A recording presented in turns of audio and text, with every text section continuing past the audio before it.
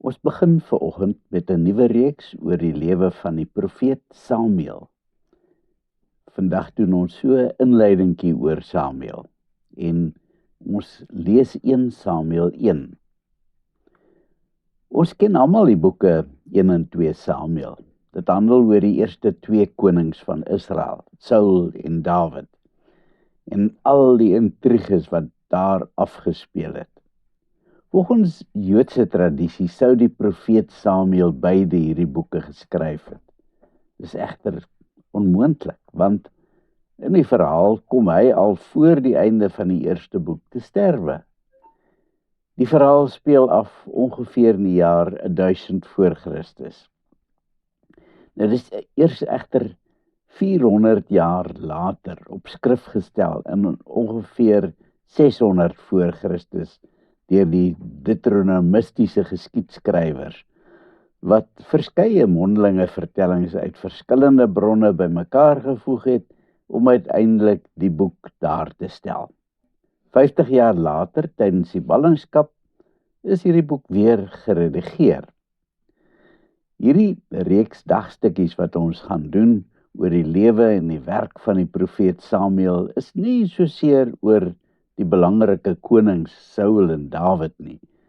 Daarom gaan ons hoofsaaklik kyk na die gebeure wat beskryf word in 1 Samuel. Die grootste deel van die verhaal van Samuel speel af in die rigterstydperk. Eerste deel van die boek kon dus net sowel deel gewees het van die boek Rigters. Daar is egter tog 'n groot verskil.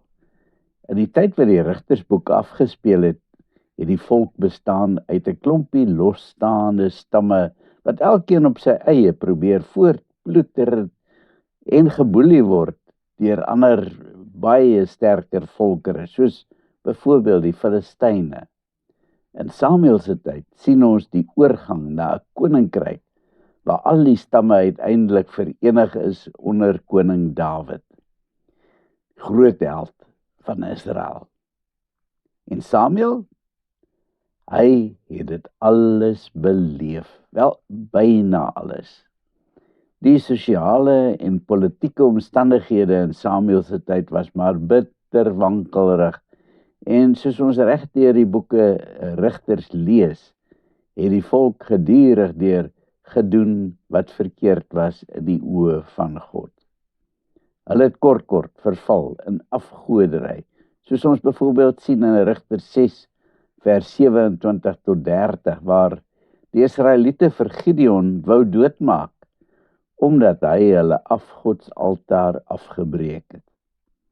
En dan was daar die talle ander vyandige volke wat rondom hulle, selfs tussen hulle gewoon het, soos die Midianiete. Aan die weste kant op die kusvlakte het die Filistyne vir Israel 'n harde tyd gegee.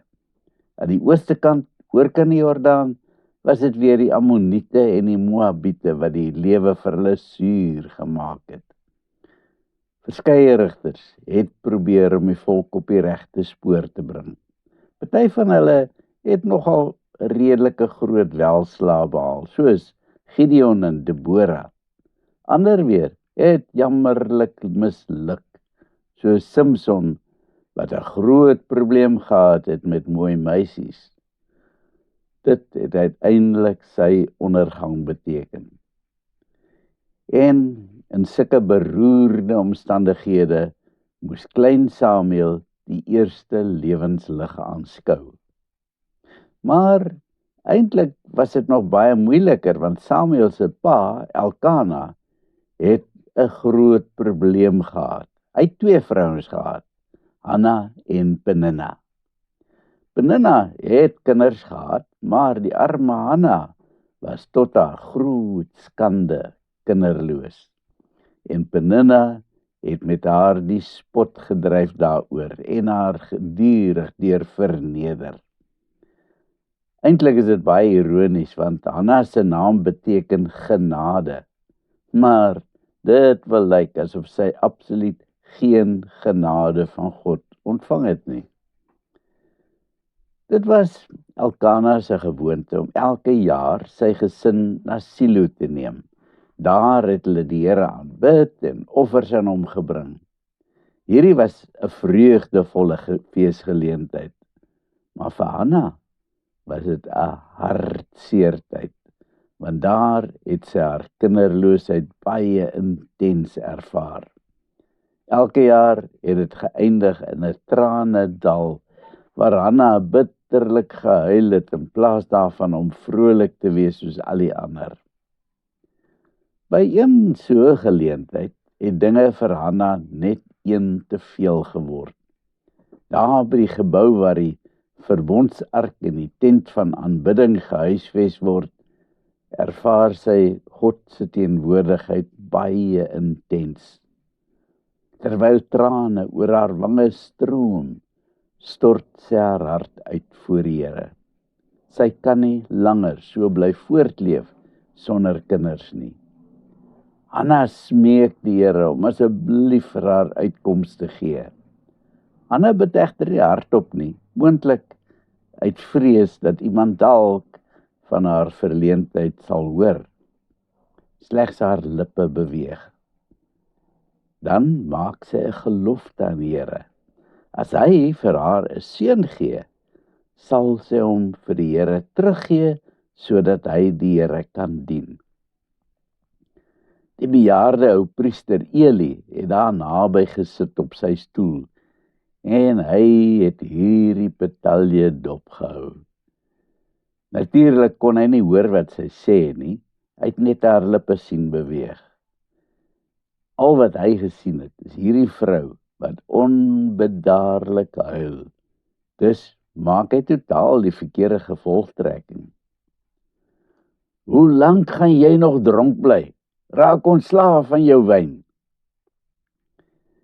Nee, meneer, ek is 'n vrou met 'n swaar gemoed. Wyn of sterk drank het ek nie gedrink nie, maar ek het my hart voor die Here uitgestort. En dan vertel Hanna vir Eli van haar verskriklike dilemma en hoe sy die Here gesmeek het vir 'n kind. Gaan in vrede, die God van Israel sal jou versoek, dit wat jy van hom gevra het, toestaan, stel Eli haar gerus. Nie lank daarna nie, raak Hanna swanger. Borrelend van vreugde weet sy dat sy in haar buik die kleine Samuel, die seun wat God haar gegee het, dra. Dikwels bid ons baie ernstig vir iets in ons lewe, maar dit lyk asof die Here nie op ons smeking agslaan nie. God is egter almagtig en hy hoor elke gebed. Hy het 'n doel met elke ding wat in jou lewe gebeur. En sy tydsberekening is perfek. Kom ons bid. Here, dit is met groot opgewondenheid dat ons uitsien na wat alles vir klein Samuel voorlê. Maak asseblief hierdie verhaal vir ons tot groot seën. Amen.